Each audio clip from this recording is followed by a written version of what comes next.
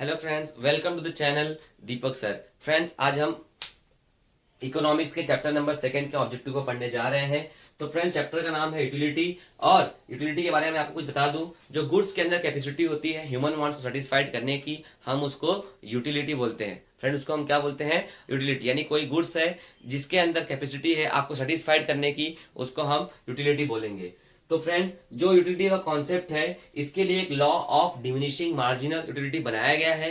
तो एग्जाम में क्वेश्चन पूछता है कि जो लॉ ऑफ डीएमयू है वह किसने लेके आया था। तो law of DMU professor Gaussian ने लेके आए थे, लेकिन बाद में उसको प्रॉपरली तरीके से, सिस्टमेटिक फॉर्मुलेटिक तरीके से बताया गया है, लोगों के सामने प्रेजेंट किया है। उनका नाम है डॉक्टर अल्फ्रेड मार्शल। तो इसमें दो इकोनॉमिक्स को हम ऐड करते हैं।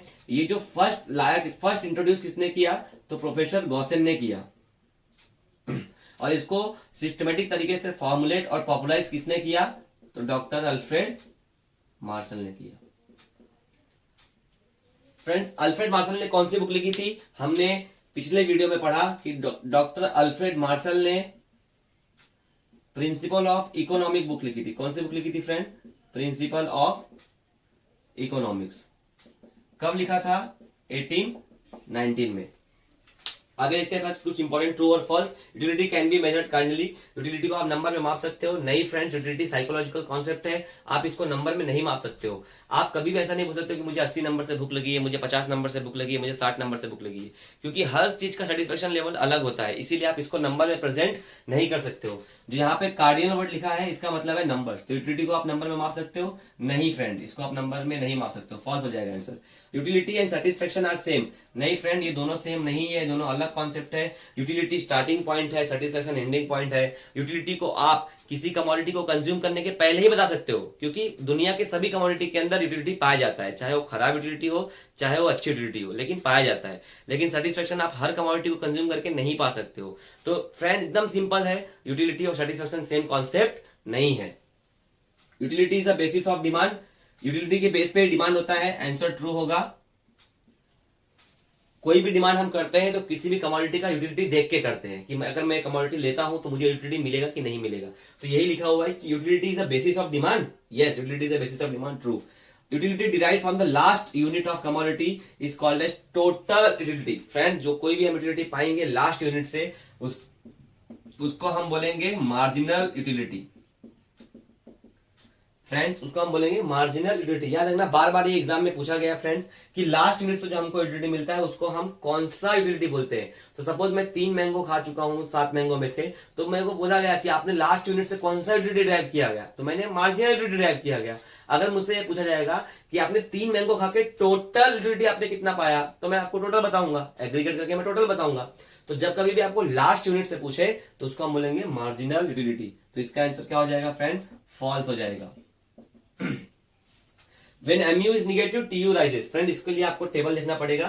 mu निगेटिव है तो tu बढ़ रहा है कि कम हो रहा है? 30 से 28 हो रहा है। ये टेबल मैंने आपको रेफरेंस के लिए बनाया है, जिसके पीछे बहुत सारे क्वेश्चन है, मैं आपको एक्सप्लेन करूंगा उसको। फिलहाल आप इस क्वेश्चन को देख लीजिए।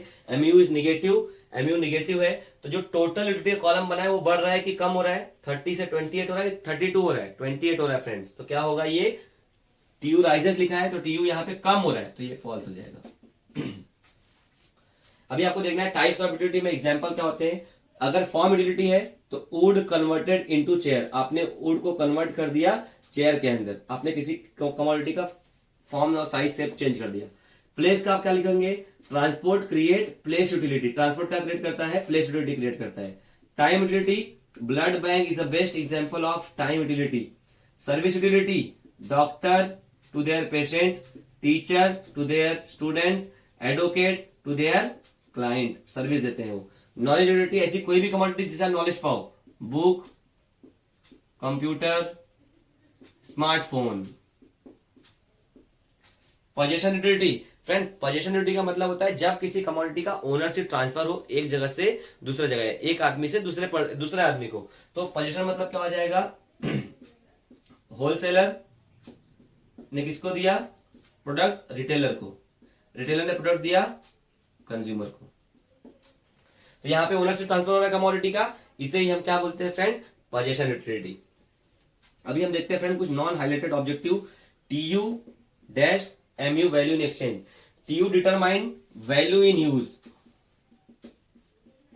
MU determine value in exchange. Value in exchange और वैल्यू इन क्या होता है फ्रेंड, कि जब कोई कमोडिटी हम लोग ज्यादा यूज करते हैं, उसका वैल्यू कम होता है ज्यादा होता है, इसके हिसाब से हम वैल्यू इन यूज डिसाइड करते हैं। और वैल्यू इन एक्सचेंज जब हम कोई कमोडिटी ज्यादा या कम यूज करते हैं, उसका एक्सचेंज वैल्यू क्या है, तो वैल्यू इन एक्सचेंज डिसाइड होता है। फ्रेंड ये थोड़ा कॉन्सेप्ट बड़ा है, जिसको मैं इतने शॉर्ट वीडियो में नहीं पढ़ा सकता हूँ। जब मैं अलग से वैल्यू इन यूज और वैल्यू एक्सचेंज में डिस्टिंग्विश बिटवीन पढ़ाऊंगा, तो मैं आपके सामने इसका वीडियो बताऊंगा कि ये वैल्यू इन यूज और वैल्यू इन एक्सचेंज होता क्या है। फिलहाल आपको याद रखना है, टोटल की स्पेलिंग छोटी है तो आप यूज की स्पेलिंग लिखेंगे, क्योंकि यूज की स्पेलिंग भी छोटी है। मार्जिनल की स्पेलिंग बड़ी है तो आप मार्जिनल के आगे क्या लिखेंगे, एक्सचेंज लिखेंगे। तो टोटल का रिलेशन करेंगे यूज से, मार्जिनल का रिलेशन करेंगे एक्सचेंज से। एडिशनल यूटिलिटी, अगर आपको कहीं भी क्वेश्चन में लिखा हुआ है एडिशनल चीजें, तो आप वहां पे लिखोगे मार्जिनल, चाहे वो एडिशनल कॉस्ट हो, चाहे एडिशनल यूटिलिटी हो, और चाहे एडिशनल रिवेन्यू हो, तीनों के केस में क्या होगा, वो मार्जिनल ही होगा। तो यहाँ पे क्या लिखा है, एडिशनल यूटिलिटी, तो इसको हम क्या बोलेंगे, marginal utility. TU increases eight diminishing rate. TU increase होता है, बढ़ता है, लेकिन डिमिनिशिंग रेट से। देखिए फ्रेंड, TU इंक्रीज हो रहा है क्या, 10, 18, 24, 28, 30। हाँ फ्रेंड, ये तो इंक्रीज हो रहा है। कौन से रेट से इंक्रीज हो रहा है, देखिए पहले वो 8 से बढ़ा, बाद में 6 से बढ़ा, बाद में 4 से बढ़ा, यानी ये बढ़ तो रहा है, लेकिन जो इसका डिफरेंस है 8, 6, 4 का, ये क्या हो रहा है, लगातार कम हो रहा है। तो TU increases eight diminishing rate, answer क्या होगा फ्रेंड, ट्रू। TU बढ़ता तो है लेकिन डिमिनिशिंग रेट से बढ़ता है, आंसर ट्रू होगा। Is a want satisfying power of a goods. Chapter का नाम फ्रेंड यूटिलिटी है, तो utility is a want satisfying power of goods. हमने पहले ही पढ़ा कि जो गुड्स के अंदर कैपेसिटी होती है हमको सेटिस्फाइड करने की, उसको ही हम यूटिलिटी बोलते हैं। तो फ्रेंड एकदम सिंपल क्वेश्चन यहाँ पे लिखा हुआ है, is a want satisfying power of goods, utility is a want satisfying power of goods. Friend next question, quality in commodity that is benefit for the health. यानी अगर गुड्स के अंदर क्वालिटी होगी तो वो हमारे हेल्थ के लिए बेनिफिशियल है, हेल्थ के लिए बेनिफिशियल है। तो जहां पे बेनिफिट वर्ड आ गया, वो हमारे लिए कमोडिटी क्या होती है, यूजफुल होती है। तो यहाँ पे लिखा हुआ है क्वालिटी इन कमोडिटी, अगर कमोडिटी की क्वालिटी अच्छी रहेगी तो हमारे हेल्थ के लिए अच्छी है, और हमारे हेल्थ के लिए अच्छी है तो हमारे लिए क्या है, वो यूजफुल है। तो यहाँ पे कॉन्सेप्ट आएगा यूजफुल। एग्जाम में इकोनॉमिक जो आपको क्वेश्चन पूछता है, मुझे इकोनॉमिक्स टर्म बताइए, ये क्वेश्चन वहां पे पूछता है कि quality in commodity that is beneficial for health, तो आप यहाँ पे कॉन्सेप्ट लिखोगे, इकोनॉमिक कॉन्सेप्ट यूजफुलनेस। फ्रेंड्स अभी हम इस टेबल पे आते हैं, ये टेबल को सिंपल तरीके से हम एक्सप्लेन मैं करूंगा, और इससे ऑब्जेक्टिव बहुत सारे आते हैं फ्रेंड। अगर ये टेबल आपका क्लियर है और इसमें से कोई ऑब्जेक्टिव आ गया तो पक्का 1-2 नंबर का ऑब्जेक्टिव बनता है। तो फ्रेंड देखिए, आपको मैं बता दूं, मार्जिनल यूटिलिटी हमेशा स्टार्टिंग से कम होता है, टोटल यूटिलिटी हमेशा बढ़ता है, लेकिन टोटल यूटिलिटी का जो बढ़ने का रेट होता है वो कम होते रहता है। देखिए 10 से 18, 18 से 24, 24 से 28, 30, यानी बढ़ तो रहा है, लेकिन जो इसका रेट है लगातार क्या होते जा रहा है, कम होता जा रहा है। आगे देखिए, जब मार्जिनल यूटिलिटी और टोटल यूटिलिटी फर्स्ट पॉइंट पे क्या होते हैं, सेम होते हैं। MU and TU are same at a first level of consumption. Second objective, जो MU declining from beginning, MU starting से क्या होते रहता है, कम होते रहता है। यस, MU स्टार्टिंग से क्या हो रहा है, कम होते जा रहा है। अगला क्वेश्चन पूछता है, जैसे जैसे कंजप्शन बढ़ेगा वैसे वैसे MU कम होता जाता है।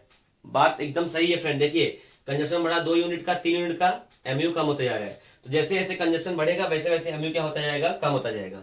अगला objective, when MU is 0 then TU is what. तो फ्रेंड TU इज व्हाट, आप 30 नहीं लिखोगे, यूटिलिटी को हम नंबर में नहीं माप सकते हैं, इसलिए आप लिखोगे TU इज अ मैक्सिमम। आप देख लीजिए सबसे बड़ी वैल्यू 30 होगी। तो when MU is 0 then TU is maximum. अगला क्वेश्चन फ्रेंड, व्हेन, उसका अपोजिट कर दीजिए, when TU is maximum then MU is 0। आगे फ्रेंड अगला क्वेश्चन, आप टेबल ही देखते जाइए friend, when MU is negative तो TU क्या हो रहा है, तो देखिए ये निगेटिव है तो TU लगातार क्या होता जा रहा है, कम होते जा रहा है। 30 से कितना हो गया, 28 हो गया। तो जब कभी भी MU निगेटिव में आ जाएगा तो जो टोटल नंबर है वो क्या हो जाएगा, कम हो जाएगा, यानी फॉल हो जाएगा। तो MU निगेटिव तो TU स्टार्ट डिक्लाइनिंग। फ्रेंड अगला क्वेश्चन आता है, ऐसा कौन सा पॉइंट है जिसको हम पॉइंट ऑफ डिसयूटिलिटी बोलते हैं। तो फ्रेंड जब हमें निगेटिव यूटिलिटी मिलती है तब हम उसको बोलते हैं पॉइंट ऑफ डिसयूटिलिटी। तो फ्रेंड जब यहाँ पे देखेंगे मार्जिनल यूटिलिटी निगेटिव होगा तभी हम उसको बोलेंगे पॉइंट ऑफ डिसयूटिलिटी। तो यहाँ पे निगेटिव MU, जो आपको MU निगेटिव में मिला है उसको हम क्या बोलेंगे, पॉइंट ऑफ डिसयूटिलिटी।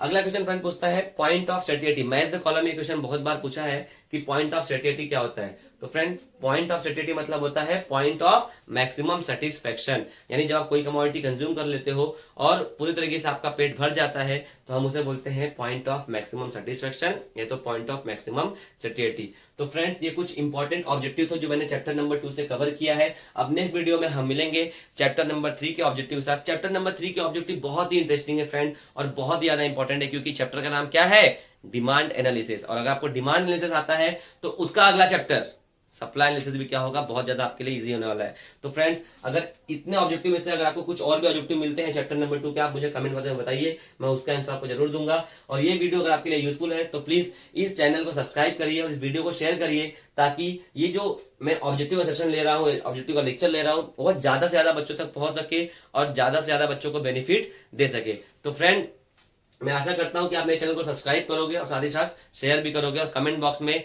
बताओगे भी कि आपको मेरा वीडियो कैसा लग रहा है। Friend thank you so much for watching my channel. Thanks a lot friends.